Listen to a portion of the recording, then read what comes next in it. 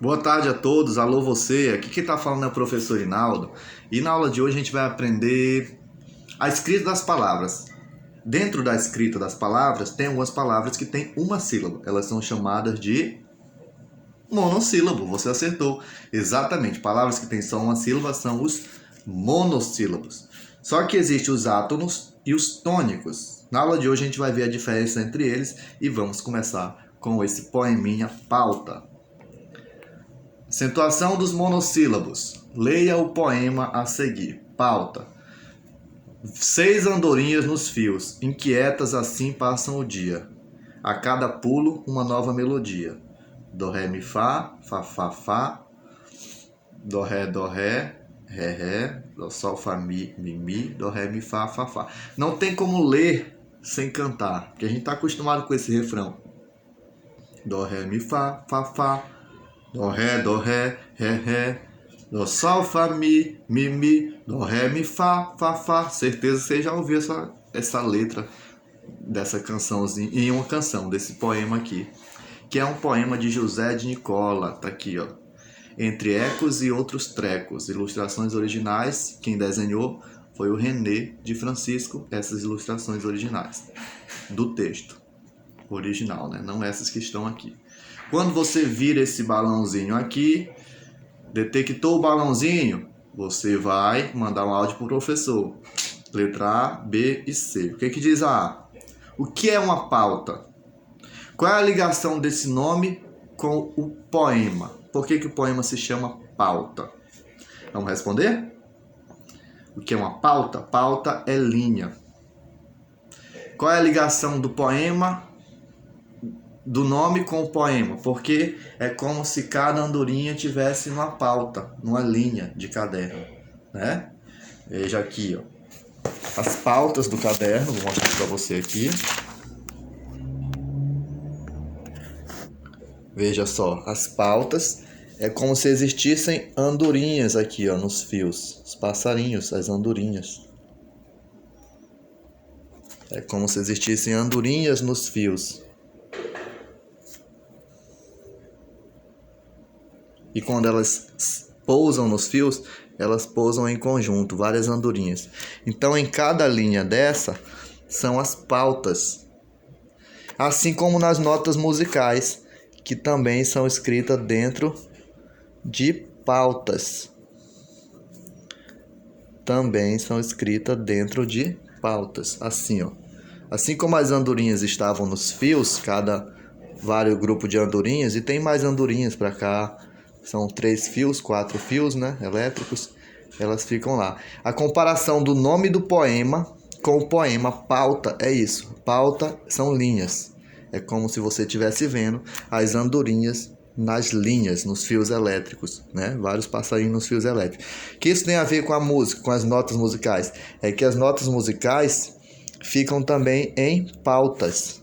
Elas são escritas assim, tá?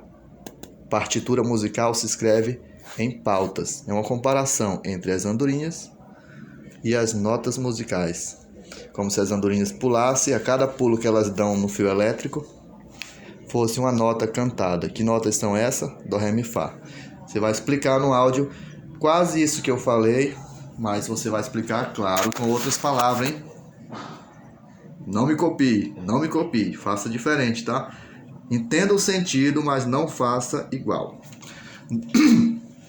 Por que o eu poético compara as andorinhas a uma pauta? Eu poético? O que é isso, professor? É o poeta, quem escreveu. Eu poético é isso, significa aquele que escreveu, o que o poeta quis dizer, tá bom?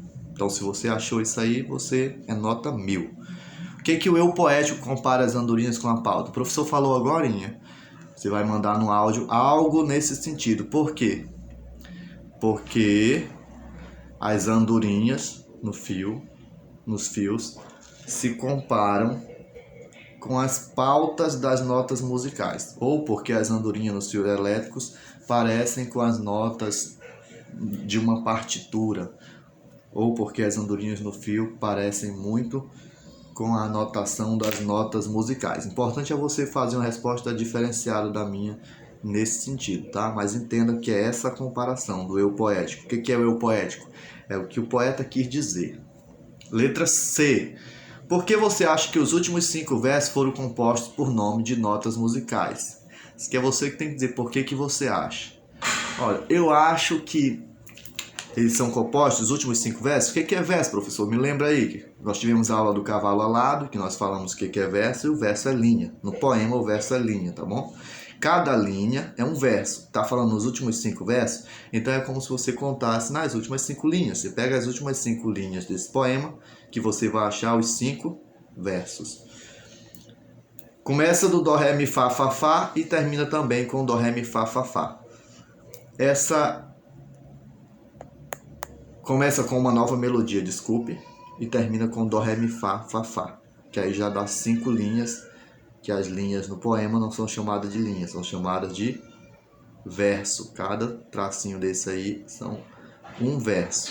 Eu não estou falando da palavra, tá? Não é cada palavra, é cada linha mesmo. Cada linha completa é um verso.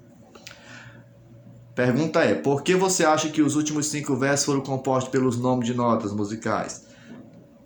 Eu acho que foi para rimar.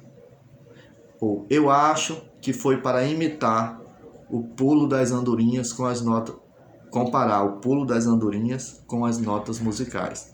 Alguma coisa desse tipo aí, ó, seu áudio nota 1000. Letra D. Quantas sílabas cada nota musical possui? Quantas sílabas cada nota musical possui? Tá até respondido. Cada nota musical possui apenas uma sílaba. Veja só, quais são as notas para lembrar você? A nota é Dó, Ré, Mi, Fá, Sol, Lá e Si. Não aparece o Si nem o Lá, mas são notas musicais também. Todas elas apresentam só uma sílaba, apenas uma sílaba. Letra D. Já foi? Todas possuem só uma sílaba. Letra E. Quais outras palavras do texto têm a mesma quantidade das notas musicais? Quais? Qual será que tem? Aí você vai olhar. O professor falou que as notas musicais têm uma sílaba, né? Então, eu vou procurar no texto palavras que também têm uma sílaba. Ah, mas ele também falou no áudio no grupo que pode ter mais de 2 letras, pode ter 3 letras, pode ter 4 letras. Mas na hora que eu pronuncio de uma vez só. Eu não pauso a voz. Por exemplo, a palavra casa. Flexionei 2 vezes, ó. Casa. Casa. Já a palavra mão é apenas uma. Mão. Mão. Só tem uma sílaba. Palavra pé. Palavra fé. Palavra dó. A palavra mi. Agora eu vou falar de 2. Sol, Fá, Lá, Dó, Ré, Tá. Todos têm 2, ó.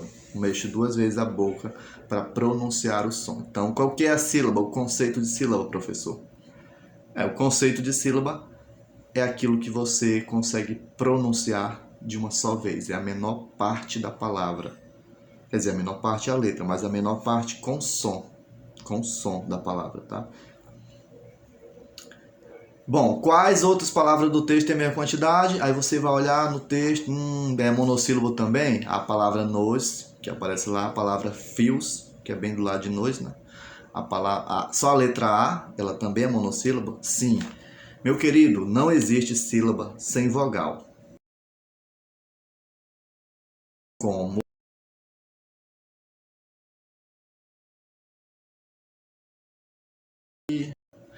não existe sílaba sem vogal, assim como toda vogal é sílaba, entenderam? Toda vogal tem som de sílaba. Se ela tiver algumas regrinhas. Por exemplo, o A sozinho vai ser sílaba? Vai. O E sozinho vai ser sílaba? Vai. O O sozinho vai ser sílaba? Vai. Agora o U sozinho não tem como, não existe nenhuma palavra só com U sozinho. Até existe a interjeição né? Também é um monossílabo. Não existe palavra sozinho com o I, só a letra I sozinha não faz som, mas se ele vir com outro I e com H e com aquele ponto de exclamação, que é uma reta e um traço, fica I, que é uma interjeição. Ele também é uma sílaba, tá? Então depende muito. As vogais sempre são sílaba? Sim. Pode ter palavra de 4 letras com uma sílaba? Pode. Olha a palavra fios aí, que é o plural de fio. Fio normal e fios, fios com S, né, no plural. Tem uma sílaba fio e fios tem uma sílaba também. Professor, mas eu estou vendo 4 letras, não dá para repartir assim no meio, ó. Fios. Não, porque nesse caso você está falando junto, tá? Fios, tios, mãe, pai, certo? Monossílabos. E tem, na sua frente a gente vai aprender ditongo, você vai ver que aí se trata de um ditongo, quando tem 2 vogais numa sílaba, né? Uma vogal e uma semivogal, uma que tem som forte e outra que tem som fraco. Som fraco aí, fios, é o O, e som forte é o I, fios, semivogal com vogal. As palavras que possuem apenas uma sílaba são monossílabos. Isso aqui o professor já acabou de me dizer, tá bom? Isso é a página primeira, né? Vamos para a segunda. Tcharam, tan, tan, tan. Chegamos. As palavras a seguir foram retiradas do poema lido. Releia o poema em voz alta e preste atenção ao som de cada uma das palavras. Palavras são seis, nós, o, a, dó, ré, mi, fá e sol. Ao reler o poema, quais delas possuem som forte e quais delas possuem som fraco? Vamos lá, para som forte. Dó tem acento, ré tem acento, mi também tem acento, é um som forte, fá também tem um som forte e sol também tem um som forte, tá? Quais que tem som fraco? Seis, nós, não é nós, né? Nós, a segunda palavra vai vir desse lado do som fraco, nós, a, o e sol. Só essas que vai vir, tá? Na letra B, que diferença é possível perceber entre as palavras de cada grupo? Tem até a resposta de um aluno aqui, ó. A diferença é que elas têm som forte, as que têm som forte são mais altas. Você percebeu que ele usou um acento circunflexo, que é como se fosse um chapéu, não é? Tem. Se você falar ele tem, não tem esse acento aí, esse chapéuzinho, que é o acento circunflexo. Se você falar eles têm, porque você está se referindo a eles, mais de um, aí vai ter o quê? Vai ter o acento circunflexo. Eles têm som forte, são mais altos. E as que têm som fraco são mais baixas. Pode ser? Pode. Qual é a outra diferença que é possível perceber entre as palavras? Que umas receberam acento agudo e que as outras não receberam acento agudo, tá bom? Possíveis respostas aí. Quando os monossílabos são pronunciados fracamente, são chamados átonos. Quando eles não têm som forte, são átonos. Já até falei no áudio. Quando tem a pronúncia mais forte em relação às demais palavras que o acompanham, são os tônicos, tá? Então lembre-se, fraco é átono, tônico é forte. Lembra do biotônico? Biotônico fontoura. Biotônico fontoura. Tônico, uma coisa que fortalece, quer dizer forte, tá? Bom, os monossílabos átonos nunca são acentuados graficamente. E não precisam ter acento, porque eles são átonos, eles não têm som forte. Só para relembrar, quem são? O 6 é um monossílabo? É. O nós é um monossílabo? É. Nós é um monossílabo? É. Nós é fraco? Em comparação com nós, sim. Nós é mais forte do que nós. Nós. Os monossílabos átonos nunca são acentuados, que são fracos, não tem acento. Quanto aos monossílabos tônicos, eles possuem regra, só se tiver na regra que recebe acento, tá? E qual é a regra, professor? Tem que terminar em A, tem que terminar em E ou tem que terminar em O, para ele ser um monossílabo acentuado, com aquele acentozinho. Observe os grupos de monossílabo a seguir. Os acentuados aqui, do lado esquerdo, lá, trás, vê, pés, pós e cós. E do outro lado, monossílabo não acentuados, bem aqui, ó.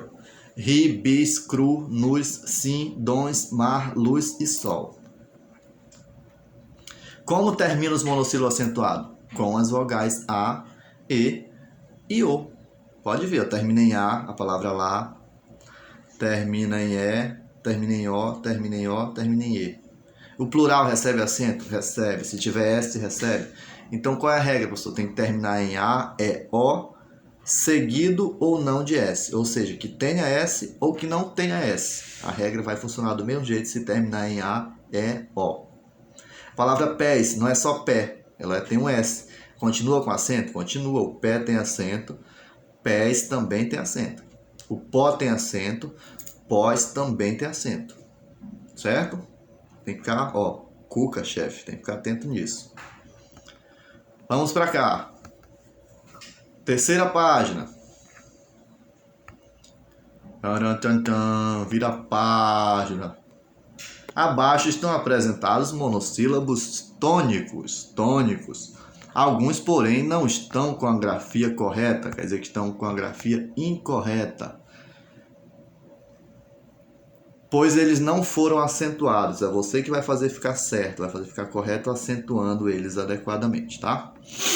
Bom, a palavra pá precisa de um acento. Pá, aquele objeto de cavar, chão, tem um acento que termina em A, acentua pá. Acentua também pé, que na página anterior está com acento, aqui não está. Acentua a palavra pó. Acentua a palavra mês com acento circunflexo. Quando eu falar só acentua, você vai colocando os acentos agudos. Quando eu falar que é o circunflexo, é o chapéuzinho. O acento agudo é o pentezinho da vovó. Gás. Gás tem um acento, ó, agudo.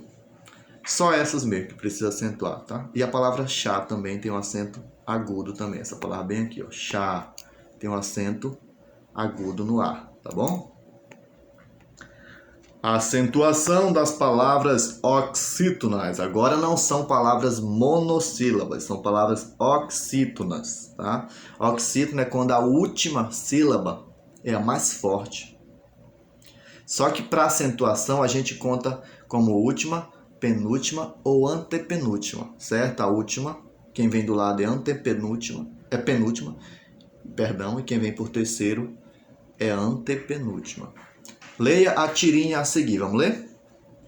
O bicho preguiça estava jogando xadrez com a lesma quando a tartaruga chegou. Opa, voltemos. Conheça você também histórias para dormir. Bom, gente, eu vou explicar logo o que significa essa charge aqui, essa tirinha. A vovó, observe assim, ela tá lendo pro rapazinho, né? No segundo quadrinho já aparecem eles com a boca aberta, olhos fechados, dormindo. E no terceiro mostra a capa do livro com a ovelhinha e com o carneirinho pulando cerca, que é o símbolo de historinhas para dormir, né? Da pequena mãe dizia, meu filho tá sem sono, conta carneirinho. Eu ficava 1, 2, 3, 4, imaginando os carneirinhos pulando cerca. Na minha cabeça eu tava vendo os carneirinhos pulando cerca, contando de um por um. 1, 2, 3, 4. Chegava no 100 e eu não conseguia dormir. Aí sim, vamos às perguntas então?